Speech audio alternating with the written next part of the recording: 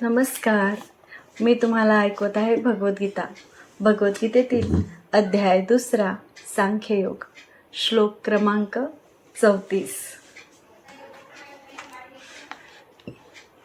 अकीर्तिं चापि भूतानि कथयिष्यन्ति देव्यां संभावितस्य च कीर्तिर्मरणदच्चरिते. अर्थ: लोक नेहमी तुझ्या अपयशाचे वर्णन करतील आणि सामान्य व्यक्तीसाठी दुष्कीर्ती ही मृत्यूपेक्षाही भयंकर असते. तात्पर्य: अर्जुनाचा सखा आणि तत्वोपदेशक या नात्याने भगवान श्रीकृष्ण अर्जुनाला त्याच्या युद्ध करण्याच्या नकाराविषयी अंतिम निर्णय देत आहेत. भगवान म्हणतात, अर्जुना, युद्धारंभ होण्यापूर्वीच तू युद्धभूमी सोडून गेलास तर लोक तुला भ्याड म्हणतील. लोक काहीही अपशब्द बोलले तरी आपण युद्धभूमीतून पलायन करून आपले प्राण वाचवून असे तुझे म्हणणे असेल तर माझा तुला उपदेश आहे की तू युद्धात मरणेच अधिक उत्तम आहे. तुझ्यासारख्या सन्माननीय व्यक्तीसाठी दुष्कीर्ती ही मृत्यूपेक्षाही भयंकर आहे.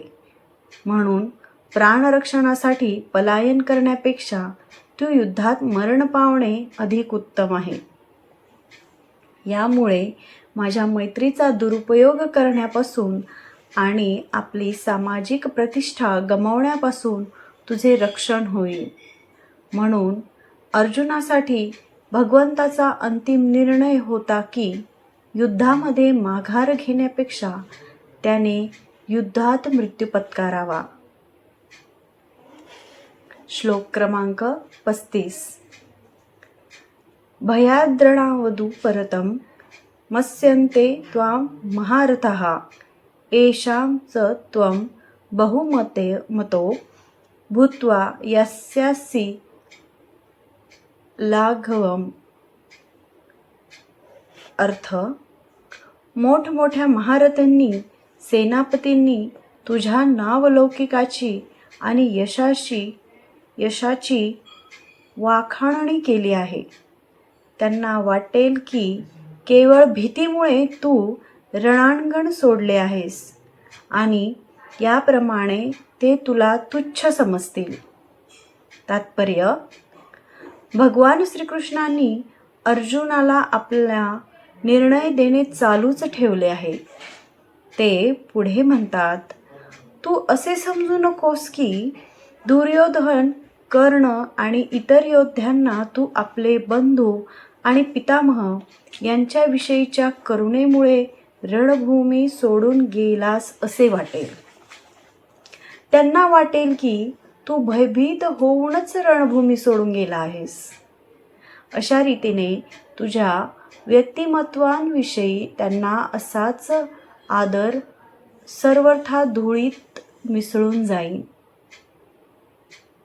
श्लोक क्रमांक 36. अवाच्यवादश्च बहून्वदिष्यन्ति तवाहितां निन्दन्तस्तव सामर्थ्यं ततो दुःखतरं नु किम्. अर्थ: तुझे शत्रू अनेक अपमानास्पद शब्दात तुझे वर्णन करतील आणि तुझ्या योग्यतेचा उपहास करतील. याहून अधिक दुःखकर असे तुला काय आहे. तात्पर्य: प्रारंभी भगवान श्रीकृष्णांना अर्जुनाच्या अनाहूत करुणेविषयी आश्चर्य वाटेल आणि ही करुणा अनाश्चर्यांनाच साजेशी आहे असे ते म्हणतात. आता श्रीकृष्णांनी इतक्या प्रकारे बोलून अर्जुनाचा तथाकथित करुणेच्या विरोधात स्वतःचे मते पटवून दिली आहेत.